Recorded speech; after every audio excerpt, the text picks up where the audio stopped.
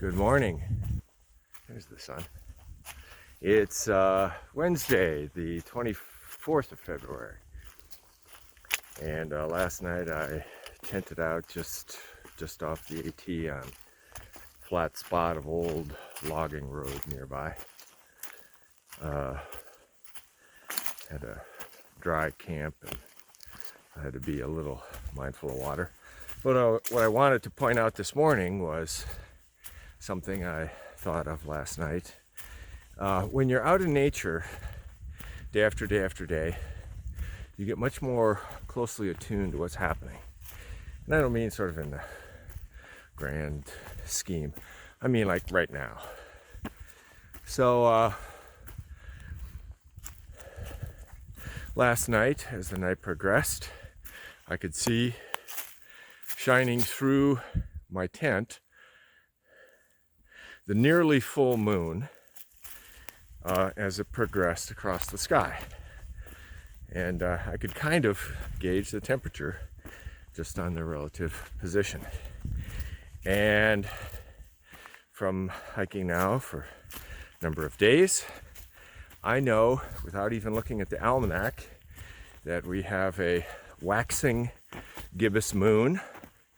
I'd say we're maybe a couple days away from the full moon.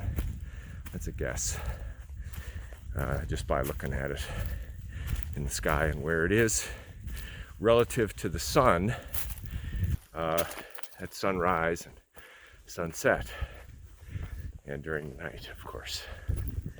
The other thing that I wanted to observe was, once again, as almost every day when I tent out, especially, put all my stuff together, sort of get into a routine, how to do it. And you start packing it in the pack, and suddenly it's all in the pack. And I say to myself, well, there's got to be something else to do. There's got to be something else to pack. But there isn't, and I'm always like surprised by that. Yeah.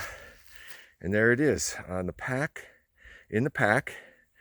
You have your house, your bedroom, your kitchen, your clothes closet, and it's all there.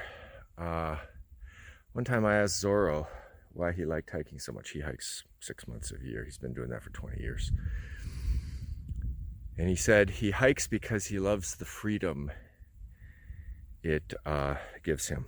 Now there's different ways that can express itself, but one of the ways that hits home to me is when I pack up all my stuff, I have everything I need to handle almost any situation right on my pack, right on my back. And it's a freeing feeling. That's at least one aspect of the freedom of the hills, I guess. So anyway, got started a little late, as always. This is a theme for me. So we'll see how many miles I get today.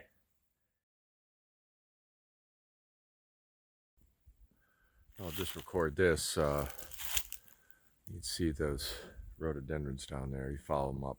There's a spring right there. You get the water coming right out of the rock.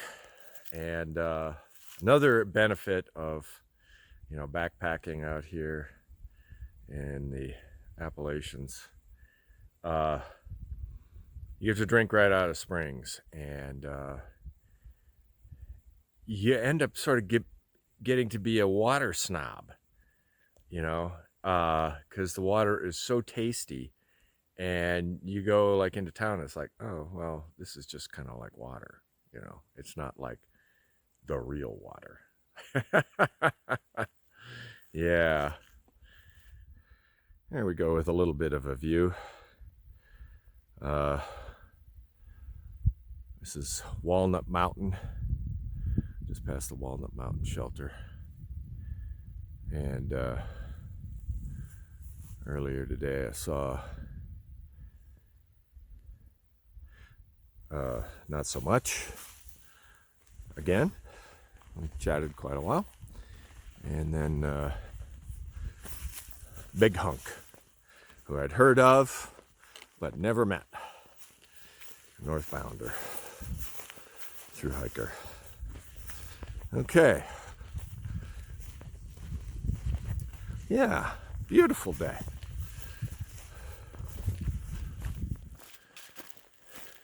Earlier today I was talking about the maintainers, and as it happens, not far back, I ran into one, swinging his axe,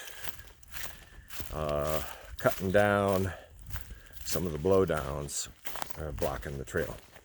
And he told me this section of the AT is maintained by the ATC itself, not one of the local hiking clubs. So, and he's a ATC employee who comes out here from the Asheville office and maintains this section too.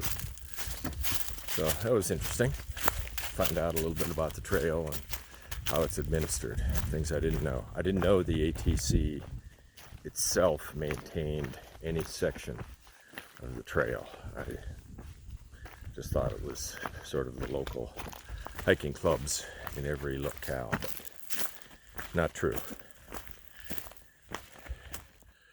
So this is Roaring Fork Shelter. This is the second shelter in a row that I've gotten to where there's a fire that somebody didn't put out. Second one in a row. I'll go get some water.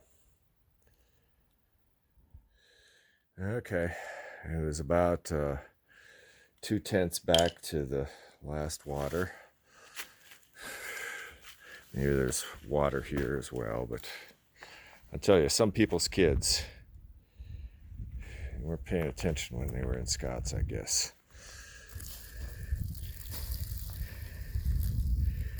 All these people want to burn these huge logs. Hey, we'll just keep feeding it in all night long.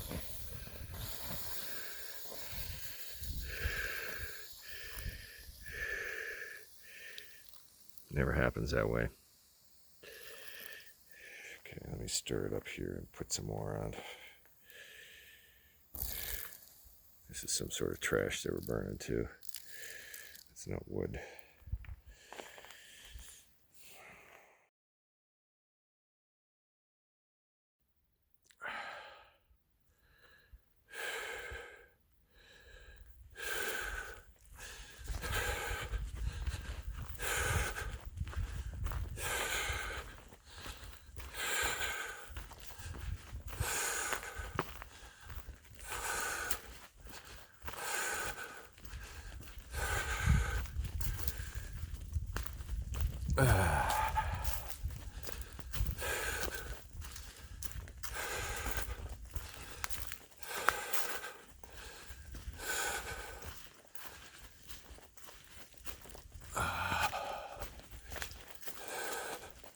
Long green tunnel. A little brown this time of year.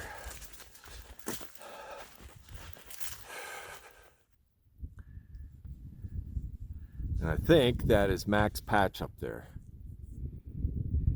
According to the map, that's where it should be. A little patch of snow up there even. 3 or 4. Okay. I'm going to swing around and go up the ridge here. Off on the right. We'll see what the view is up there. I'm sure it's going to be fabulous on this beautiful sunny day. Well, the Appalachian Trail is the long green tunnel until it isn't. And this is from the top of Mac's Patch. Looking to the north now. Swinging around to the east. Yeah.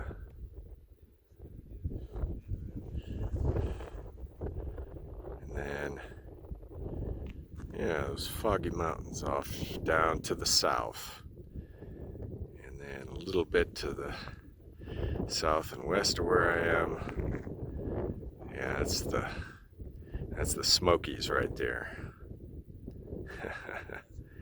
Beautiful day to be up on top of Mac's Patch.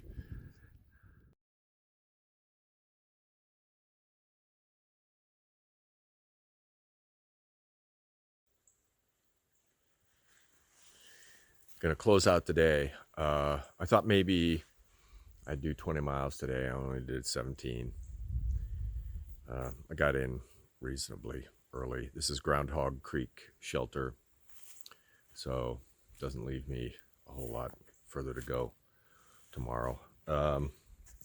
Making another bomb tonight. This one I'm gonna make in a Ziploc, and I am reconstituting the bulk Mountain House ground beef granules, and I'll put 2 packages of ramen noodles here in it, and then a little bit of potato powder just to thicken it up. So we'll see how it goes. Yeah, then I won't mess up my pot, you know. Try it. Okay, hope you're having a great day.